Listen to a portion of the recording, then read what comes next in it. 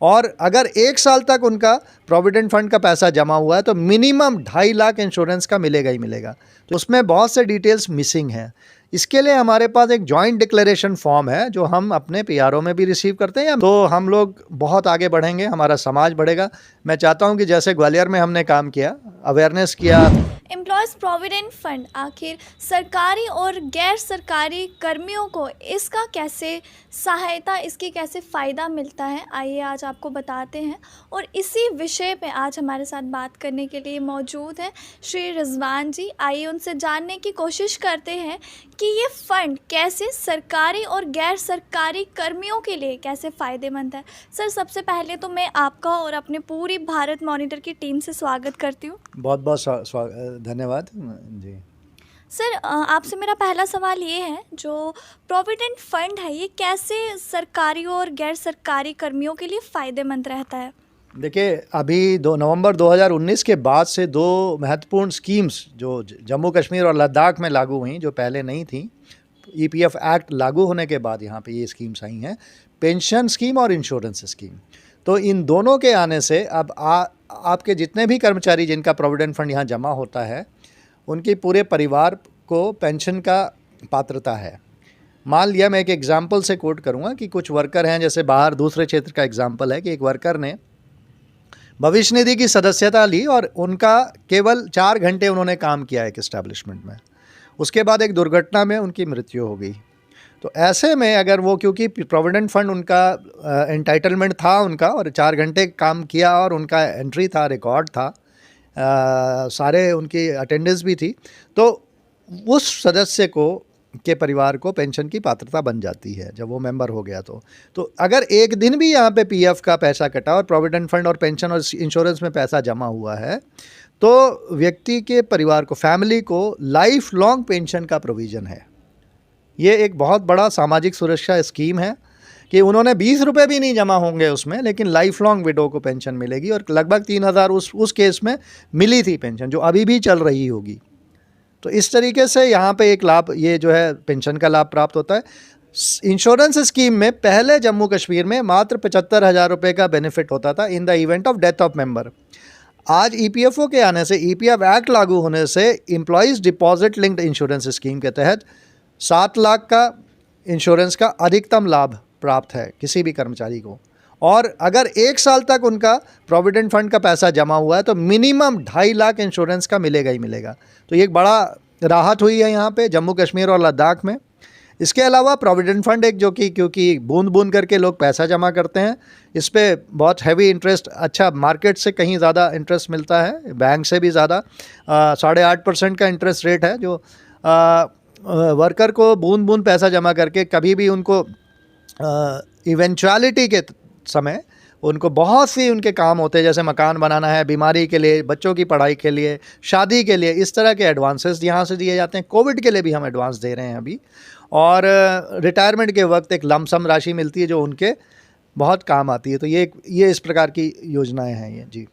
Sir, अभी भी कई लोग ऐसे हैं जिन्हें पता नहीं है कि प्रोविडेंट फंड एक्चुअली है क्या। उनको लेकर उन लोगों के मन में काफ़ी ज़्यादा डाउट्स हैं। तो सर, वो डाउट्स क्लियर करने के लिए आप कुछ बताएं। देखिए, हम एक तो समय समय पे वेबिनार्स करते रहते हैं और आपके मीडिया के माध्यम से, जैसे कल हमारा एक निधि आपके निकट प्रोग्राम होता है, वो हर महीने 10 तारीख को होता है। तो उसमें हम खुद ही लोगों को यहाँ पे अटेंड करते हैं, व्यक्तिगत तौर पे मैं अटेंड करता हूँ।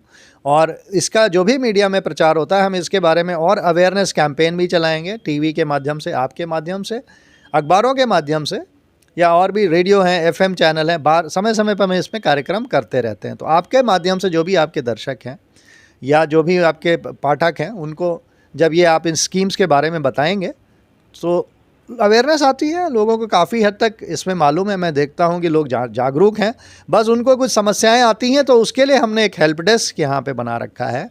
हमने एक व्हाट्सएप नंबर दिया हुआ है, और जो भी समस्या किसी को हो तो इस व्हाट्सएप नंबर पे 6006567049 पे अपनी क्वेरी को व्हाट्सएप मैसेज के थ्रू हमें भेज सकते हैं, जिसका कि जवाब हम लगातार देते रहते हैं। एक लगातार ये प्रक्रिया चलती रहती है जी।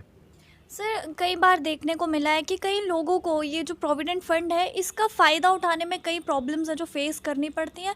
तो इस पर आपका क्या कहना है? देखिए, इसमें जो प्रॉब्लम आती है कि उनका ना केवाईसी जो है वो कंप्लीट होना चाहिए। यूनिवर्सल अकाउंट नंबर एक हमारा होता है जिसमें उनको हर व्यक्ति को अपना आधार, बैंक अकाउंट, पैन और मोबाइल नंबर, ये 4 चीज़ें जब आप एसोसिएट कर लेते हैं, जोड़ लेते हैं यूनिवर्सल अकाउंट नंबर में और यूएन को एक्टिवेट कर लेते हैं, तो उसके बाद सारी सुविधाएं उनको ऑनलाइन तरीके से मिलती हैं। अब इसमें क्या है, जम्मू कश्मीर में क्या है, क्योंकि कुछ डेटा जो है जेके ईपीएफओ से हमारे पास ट्रांसफ़र होकर आया, उसमें बहुत से डिटेल्स मिसिंग हैं। इसके लिए हमारे पास एक जॉइंट डिक्लेरेशन फॉर्म है जो हम अपने पीआरओ में भी रिसीव करते हैं या मेल के थ्रू। तो एम्प्लॉयर और एम्प्लॉई मिल के इस जॉइंट डिक्लेरेशन फॉर्म को भर के उनके जो भी डिटेल्स मिसिंग हैं वो पहले कंप्लीट करा लें, तो उनको सारी सेवाएं सीमलेस तरीके से ऑनलाइन उस पर होती हैं। ऑनलाइन पोर्टल के थ्रू हम लोग क्लेम सेटल करते हैं। आज भी हमारे पास 750 से ऊपर क्लेम आए हुए हैं जो कि हम सेम डे में उतना फिगर हम क्लियर भी करते हैं। कल हमने लगभग 1000 क्लेम निपटाए थे यहाँ सुबह से शाम तक।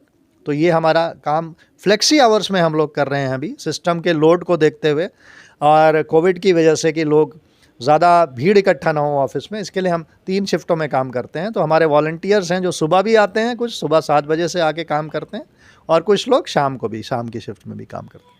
सर सुनने में ये भी आया है कि हमने काफ़ी बार सुना है जैसे कि आप एक सोशल वर्कर भी, मतलब यानी कि समाज सेवक भी हैं, उसी के साथ साथ एक खिलाड़ी भी हैं। आपको कई बार हमने साइकिलिंग करते देखा है कि साइकिल चला के आपने काफ़ी लंबे रास्ते तय किए हैं। तो आप नौकरी के साथ साथ इन सब चीज़ों का कैसे तालमेल बिठाते हैं? देखिए, नौकरी के लिए मैं जब कार्यालय आता हूँ तो साइकिलिंग कर लेता हूँ। शाम को लेट मैं 9 बजे के करीब यहाँ से निकलता हूँ रात में, तो साइकिल से जाता हूँ। तो उसमें कोई ऐसा अलग से समय नहीं निकाल रहा हूँ मैं। ऑफिस आते वक्त ही मैं ये हॉबी पूरी, मैं कुकिंग करता हूँ थोड़ा बहुत। हम लोग साइकिलिंग इवेंट्स कराते थे जब मैं ग्वालियर में था। जम्मू के लोग भी आगे आएंगे तो कभी ना कोई इवेंट हम कोशिश करेंगे कि लोगों में जागरूकता है। पर्यावरण के प्रति बहुत ज़रूरी काम करना होता है और हेल्थ और एनवायरनमेंट एक ऐसे 2 सब्जेक्ट्स हैं जिस पे मैं चाहता हूँ कि हर व्यक्ति को काम करना चाहिए। किसी भी देश की तरक्की के लिए हेल्थ और एनवायरनमेंट 2 एक ऐसे मुद्दे, अगर उस पर हम लोग तहे दिल से, मतलब खुल के अपने दिल से काम करेंगे तो हम लोग बहुत आगे बढ़ेंगे, हमारा समाज बढ़ेगा। मैं चाहता हूं कि जैसे ग्वालियर में हमने काम किया, अवेयरनेस किया साइकिलिंग, वहाँ बहुत लोग साइकिल चलाने लगे, वैसे ही जम्मू की सड़कों पे अब साइकिल पे आएँ लोग, ताकि जम्मू की जो खूबसूरती है, जो यहाँ के हिल्स हैं, जो सराउंडिंग्स हैं, यहाँ की हवा, खुली हवा में सांस लेता एक शहर वाली बात हो। जी। तो सर आप हमारे माध्यम से व्यूअर्स को क्या संदेश देना चाहते हैं आज?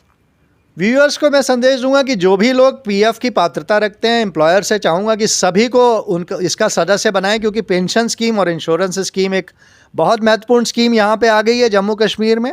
हर कर्मचारी को इवेंचुअलिटी के समय पे आप कोई भी नियोक्ता अपनी जेब से पेंशन नहीं दे सकता लाइफ लॉन्ग, इसकी पात्रता दें। और जो यूथ हैं यहाँ के, they should work for the cause of health और एनवायरनमेंट, क्योंकि अगर आप ज़िंदगी में सक्सीड करना चाहते हैं, अगर जीवन में सफलता प्राप्त करना चाहते हैं, तो आपका स्वस्थ होना बहुत ज़रूरी है।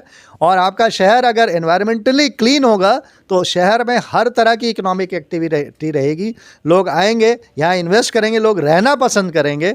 आने वाले 10 साल के बाद कैसा आपका शहर हो, इसके बारे में ज़रूर सोचें। मैं एक लाइन भी कहना चाहूँगा कि आप इस शहर के और इस वादियों के बारे में कि ये इतनी खूबसूरत जगह है जो ड्रीम डेस्टिनेशन है, उस पर मैं कहूँगा कि बाहर बन के मिलो, बाहर वन के मिलो, कि जंगलों में है जनगणों की भीड़, सुगंध बन मुझे किसी उपवन में मिलो। तो ये उपवन है, इसको उपवन बना के रखें। जी। तो ये थे हमारे साथ श्री रिजवान जी, जिनका ये कहना था, जिन्होंने आज हमें बताया कि प्रोविडेंट फंड है क्या और इसके क्या क्या स्कीम्स हैं, इसके क्या क्या फ़ायदे हैं। आगे की और ताज़ा अपडेट्स के लिए बने रहें भारत मॉनिटर के साथ। कैमरामैन अजय के साथ मुस्कान।